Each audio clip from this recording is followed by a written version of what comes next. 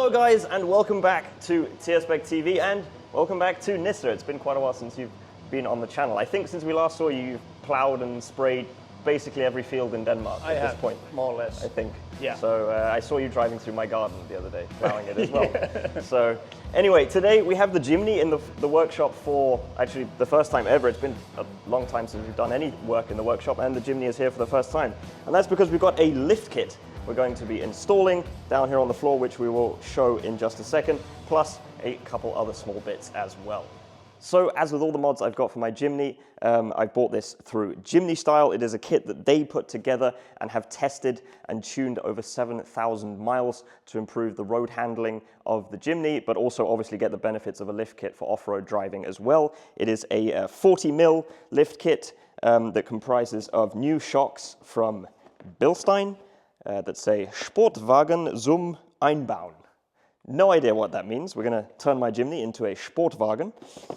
Let's see if that comes true. We've got some caster correction bushes from Super Pro as well. Nice that these are Super Pro. It's the same brand we'll be using on my Defender rebuild as well. And that's to correct the caster angle on the front, because when we lift it up, it's going to skew that slightly. So using these bushes will bring that back so you have it straight. And it's optional whether you actually want to buy these when you get the kit. You can choose not to include them. But I think for the best results, it's a good idea to have those caster correction bushes in there as well. And we've got the springs, of course, from H&R. And then we have some extended and braided brake lines as well, because obviously we're going to increase the distance from the brake, so you need slightly longer brake lines, and these also look to be braided, so I'm sure will be very good quality and durable, more than whatever's on the car right now, I would imagine. And just for fun, I have brought one of the new springs that will be fitting to my Defender for the rebuild of it as well, just for comparison, because I thought it was funny how small these are, and also this is so much heavier as well, the spring for the Defender. Everything is just like a smaller scale on this Jimny, so yeah, that's just a fun little size comparison. It feels like it's about double the weight and size from the Defender compared to the Jimny, which also presents an interesting dilemma potentially in getting it on the lift in here, which will be the first time we are doing that, which Nissa can go through now. So, first time we got the Jimny in here. As some of you may know, just getting a Defender 90 onto this Stenhøj hoist, pillar hoist, is quite a challenge due to the wheelbase distance of it. And right now we need to hook only onto the chassis, because we need the axles as low as possible away from the chassis so we can pull the springs out, and as well do the brake lines and everything. And of course we can't put them onto the trailing arms, as we need to get the front trailing arms off, so we can't really put any weight on them. So I think we're not going to use the lift from the rear bit. We're just going to lower it up, or raise it up with the normal jack, or like put it on jack stands, and then raise it down again. And that way we can do the rear part first, get that done, and then we can pretty much also see the height difference when that is done. And after that we'll put it onto the hoist, raise it up, because then we can put the two rear arms of the lift onto the caster, or the trailing arms on the rear, which there isn't any space really to put it onto the chassis due to its being that short-based. So a Defender 110 or my Discovery, no problem getting it on, but Defender 90, bit of a challenge. This one pretty much impossible without putting anything on the trailing arms, which we can't do in this instance. So we're just going to raise up the rear first, take the rear part, the rear axle, get that done, and after that put it onto the hoist and take the front one off. So see how that goes. We might change the blend on the way, but first time doing it with the Jimny, so we'll see.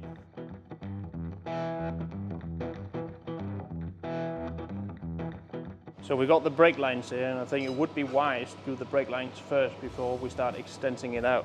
Otherwise we're just going to break the original ones. And in the kit here we got 4 different brake lines. I don't think they're labeled which one goes where. And we also got some copper crush washers here for the banjo fittings. We got on one end and this one on the other, but I think all right, there's quite a bit of a difference. These ones got this metal part in between, and these ones does not. We have a short bit longer and then 2 longer ones. So my guess is this is for one axle and this is for the other axle.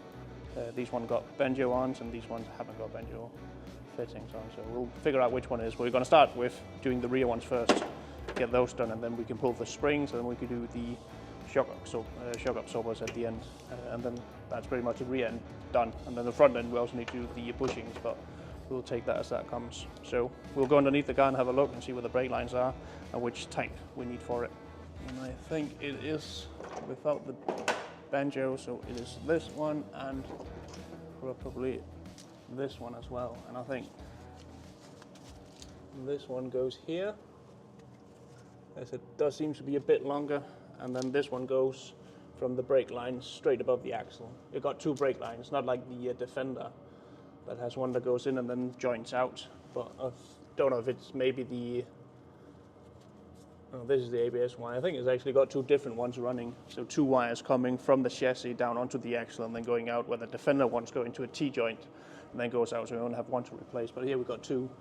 We've got this one here, and then we've got another one just above the axle. And I think these ones are just a clip.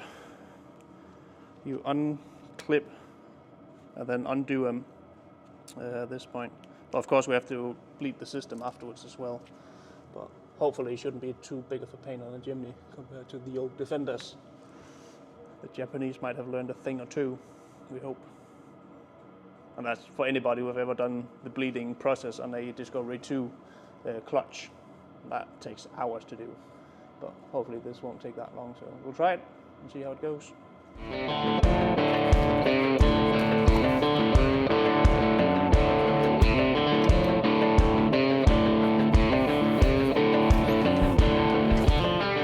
Taking the clip off to keep the flexible hose onto the chassis. I have 2 of these, and one's quite hard to get to, but just do an extension and a karate chop, well placed. Does the job. So now we can pull this hose off and replace that with a new longer one.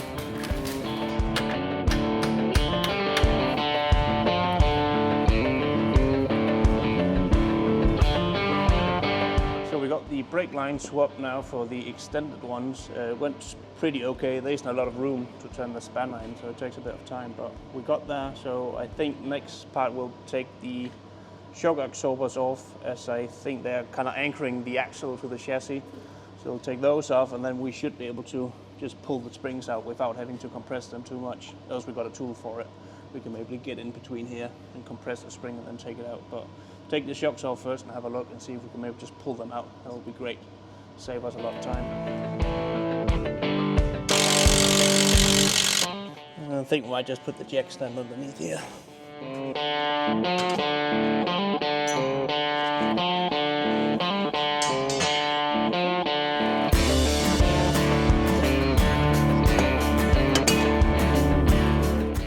Bit more beefy, the Bilstein ones, and a bit longer, but not too thick around the edges. But the welds are better, so they're probably gonna last a bit longer. I don't think these ones are bad in any way. Yeah, you can do that with a Defender spring, press them down like that. This one, oh, yeah. Got a bit more oomph to them. So, which one is the rear and which one is front? I think these are rear. They look quite small. And these one with the engine in front. Could you maybe just stand on this bit here?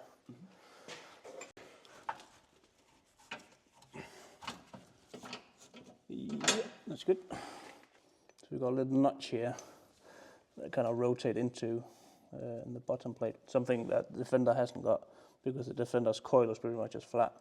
It's got a little notch, so you turn it until it fits in there, and here we go.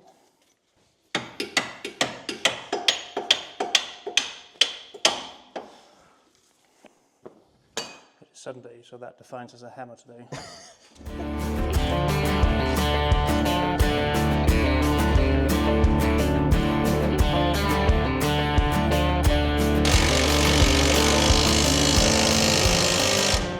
Now we just need to put the wheels on, just with 2 nuts onto it, and then we'll raise the whole car up and do the front bit. So, yeah, well, you can put the wheels on now and try and lower it and just see the difference in them, in the front and the rear. Should become same height afterwards, but right now they're different heights. So we can clearly, visible, see the difference in them. There's quite a difference from top of the tire to the guards, about 13 centimeters. And over here, we are now at just above 18. Nice. And from 13 to 18 in ride height and suspension travel.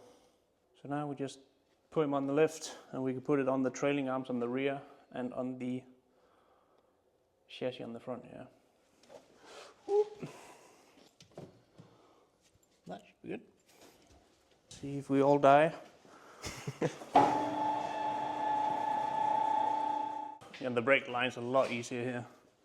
Completely accessible on both sides. So the front one is a lot easier compared to the rear one, but we need to do the bushings on the front.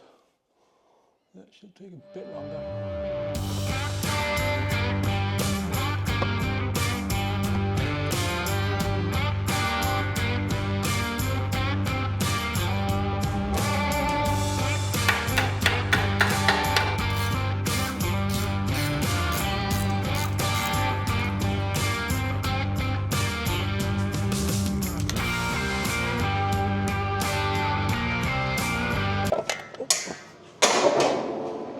Springy spring.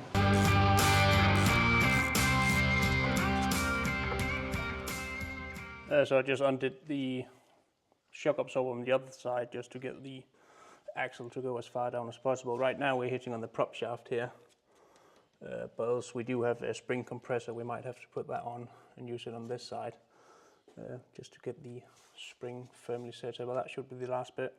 I'm just going to have a look and see if the prop is going to hit this cross member here, because I do know you can get a lowering kit for it, but I think we might just be okay, but we'll have a look and see if that's something we need. But that's only completely extreme articulation that's going to hit, but you're definitely going to hear it when it hits, but you kind of need to go very rough off-roading or do some jumping or stuff before that happens. So we'll have a look, see.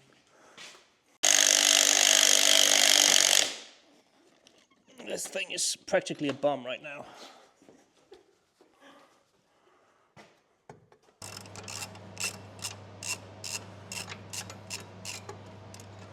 And bomb is disarmed. Now got both springs in. We're going to leave the shock absorber out on this side because we need to be able to drop the axle as far down as possible. But right now, if you can see it, the springs are going in this direction here, which we don't want. We want to travel straight up and down, and for that we need to move the whole front axle, twist it a bit counterclockwise seen from here, and with that we can, to do that we got the new bushes, which are kind of a bit offset. On Defenders you normally just buy new trailing arms that already got the caster correction like 4, 6 degrees, but here we got the bushes. We're just going to swap out, and that means that the bolt hole just going to move a tiny bit in there, which then corrects the caster angle correctly for the front axle. So that's what I'm going to do now. We're just going to take one off at a time. I'm going to use the jack over there just to support it, because otherwise the UJ or the front prop shaft is going to take all the weight of the car or the front axle, and we don't want that. I'm going to lift a tiny bit up and take the 4 bolts here, or 2 bolts at the front, 1 in the rear, take those out. Take the old ones out and put the new ones in, and we're just going to have a look and see how they're going to be orientated.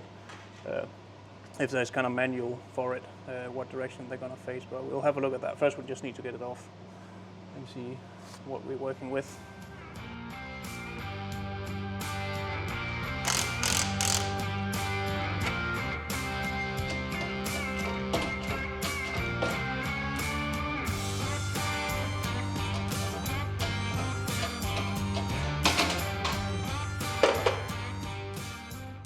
Everything has been going so smoothly so far, and we've just put the first trailing arm back on. However, realized that we forgot to include these pieces, so maybe it was a little too easy. So now, got to remove it again and get those things in. But I also just want to show you that we have a nice little template over here that's included with the bushes as well, because we were wondering how we were going to figure out how these need to be positioned, but then opened up the pack and realized that this is included, so you can lay the trailing arm over this and then position the bush on top to figure out the positioning and leave a mark so you know where to put it. Because of course now that that is not centered, there's kind of infinite possibilities for where it could be positioned, and it needs to be in a very specific spot. So this tells us exactly how to place it. At least we realized that on one side and not doing both sides and then realizing. Yeah, not doing like Lego, it's probably just spare parts now if you throw anything away.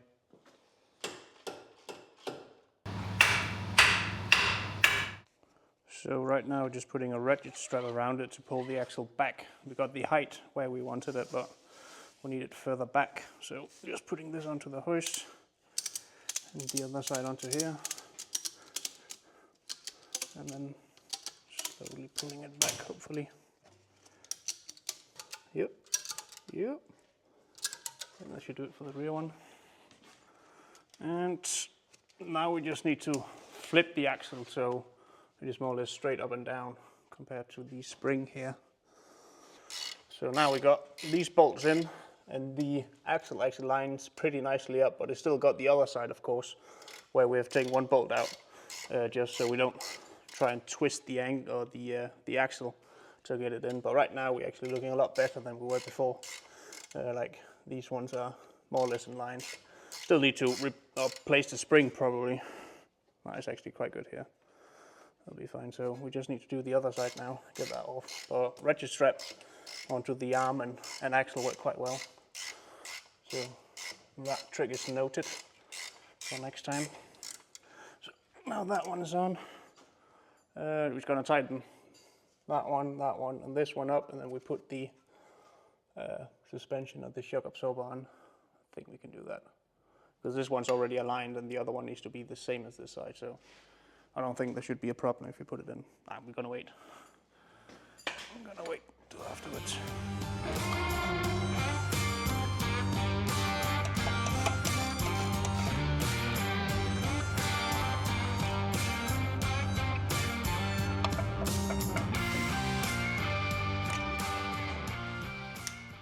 This is what we've resorted to. Now we need to pull it in the other direction, but of course before we had the lift. Now we're trying to find something on this side that we can anchor it to, so naturally we're using an anvil.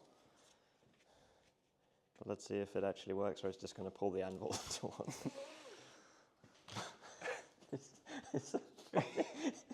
It's not sketchy at all. We know what we're doing. This looks like some tug of war or something going on.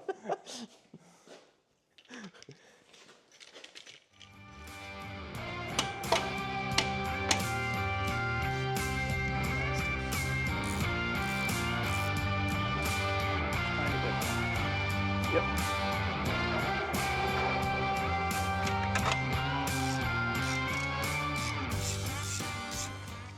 So now we need to take the rear wheels off and then bleed the front first. Front this side here, and then the other side, and then this side, and then that side. And then we should be good to go, hopefully with working brakes. So Nissa is going to start the process of bleeding the brakes, and I'm going to try and fit some LED number plate lights to the rear. As you may know, I've changed a lot of the lights on this to LEDs, and I've got some for the number plate lights as well. I've just never done them before because I knew it would be getting the Jimny on the lift for this job, so I just wanted to wait because getting to them is quite awkward. However, there's 2 bolts we should be able to undo, one on each side of the bumper, that should allow us to kind of lift it up a bit and get an arm in there, because right now you've got the bar for the tow hitch and the back box of the exhaust, which basically restricts all access up into there. So I'm going to give that a go. Time for an update.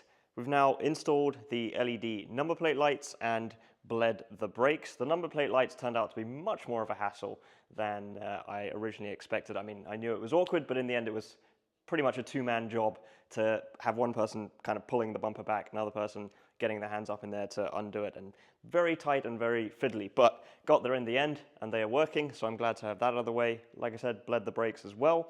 And yeah, suspension is all done. I know it's not the point, but I really like how it looks. So just like that flash of blue and yellow underneath looks really cool, and I can't wait to see the stance of the car when it's down on the ground again.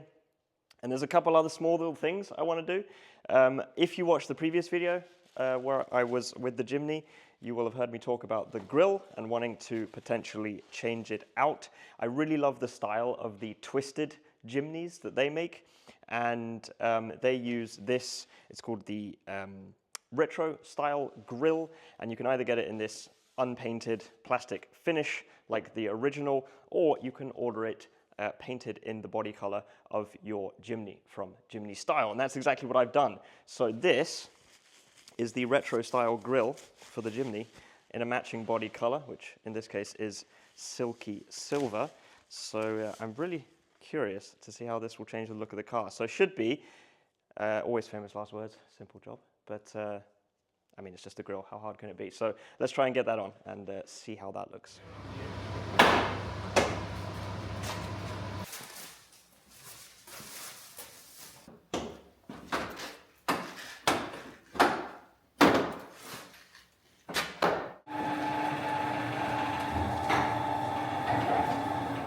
This is not the end of the video, but we are done for today. We've got all the jobs done, suspension sorted, back down on the ground, and I can definitely notice a significant difference just by looking at it in the ride height. And I think what needs to happen after this is to go out off-roading. Yeah. Because we haven't done a proper off-roading trip, including the Jimny, up to this point. We haven't done that yet. So I think that has to be the next video. But as I said, this one's not over just yet because, of course, I want to get out and test out my new suspension on and off the road to see how much of a difference it has made. But from what I've heard, the difference should be pretty major. So I look forward to trying that out. But it is dark, so that'll have to be another day. So I won't say thank you for watching. I'll say that later. I'll see you in whatever the next clip is. Boop, sunlight. Actually, not sunlight. It looks like I'm about to get a hell of a rainstorm coming down on me. So I've had plenty of time now to try out this suspension setup, and in some ways I feel like I don't have a whole lot to say because it sort of does what it says on the tin, which is, I mean, the Jimny, even if you go and watch, proper road tests by real journalists of the Jimny, I think a lot of them will tell you that the suspension gets easily unsettled when you hit bumps, especially mid-corner or at speed. And I found that very much to be true. The standard suspension is very soft. It allows for a lot of body roll, obviously, which is kind of what you want for off-road driving, but on-road it was not particularly confidence-inspiring and was just, got easily unsettled. And the whole point of this setup is to try and get rid of that, but also obviously give you the benefit of having extra ride height for off-road driving. And that does mean it is slightly stiffer. So I'd say it's definitely... Oh, I'm having fun now. Yeah, it's definitely stiffer, a little bit harsher when you hit bumps at low speed, but not like significantly so that it becomes problematic. I find like you do notice it when you switch from one to the other, but I didn't sort of find it to be an issue. I didn't find it annoying or anything like that, but you'll notice it. However, it is definitely a case of the positives outweighing the negatives, because the way it changes how the car handles on road is significant. It has a lot less roll. You can put more speed into corners, and it doesn't have that feeling of getting so easily unsettled. The other thing that I feel like is actually a really great benefit of this setup, which maybe not that important to many people, is the visual, the stance. Because I did feel like from the way the Jimny looks with the standard suspension setup that it is, it feels like it's just missing a few centimeters, when you look at the wheel arch gap, to just be a little bit more purposeful looking. It just to like get the proportions a bit more right in my eye. Maybe I'm sounding completely weird, but anyway, that's how I thought of it. I just thought it just needs a little bit more. Like take the Defender, for example. I like the standard suspension height, and I think it sort of, the proportions work and it looks right. I wouldn't feel that it needs a lift unless you want to go for that because, you do that type of driving, but visually it looks right. The Jimny, I was just like, it's missing something. And I think by adding this lift kit, it suits it. It doesn't look like it's been lifted, actually. I think if you just saw it on the street, you know, you see a Defender that's lifted, it has a much more sort of aggressive height, whereas the Jimny, I think now it looks right. It doesn't look lifted. It just looks like it's where it should be, if you ask me. So I really like the look of it now as well. And as I said in the workshop, completely not the point, I get that, but those bright blue and yellow springs and shocks underneath do look quite cool. You know, especially when I've got the underside coated in this anti-rust treatment, and it's all just sort of black and brown and gooey, and then you just get that pop of color when you look at it from behind. I think that is, I think it's quite cool, to be honest. And then the other part of this, of course, which I just mentioned quickly, obviously very minor thing relatively, compared to changing the entire suspension setup, is the front grille that we replaced, which I'm really happy with the look of that as well. I know it won't be to everyone's taste, but I just prefer that slightly cleaner look. And as I mentioned previously, I'm a big fan of what Twisted over in the UK do, and I really like the look of their Jimny builds, and I just kind of wanted to mimic that with mine. Not that I don't like the standard look of the Jimny either. I do very much, and I, you know, like Defenders, again, to compare it, there's so many different configurations that you can do with these kind of vehicles.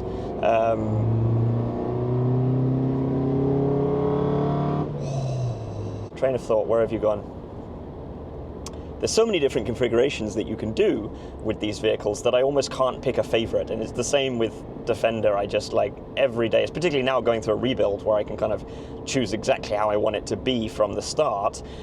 I sort of change my mind every 5 minutes about different ideas, and it's the same with the Jimny. You know, sometimes I look at it how it is with this new grille that we put on, and I think, it looks great, and then I, you know, see a picture of one with a standard grille and other wheels or whatever, and I'm like, but I quite like that, and then I'll go back outside and look at mine and go, no, that's good enough. And you just completely, you know, change your mind every 2 seconds, which is the way it is when you have a vehicle that is so customizable. But I do like the clean look that I've gone for with this. It is, I like it, it's nice. And there's other things you can do with that grille as well. You can also get, there's different badges you can put on if you want as well. So you can have that grille, but if you want a little bit more or less sort of clean, minimalist look, then you can add a badge on the front also. But I think that's all there is to say. Does what it says on the tin. I'm really happy with the kit. Well worth it, I think, if you're after a lift kit, of course.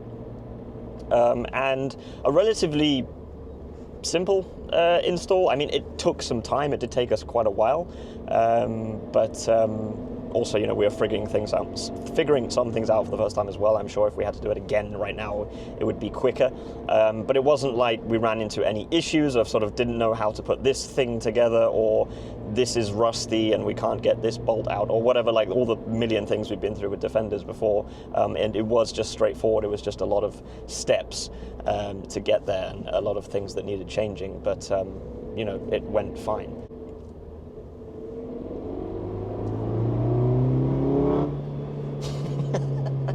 Anyway, plenty more to come with the Jimny.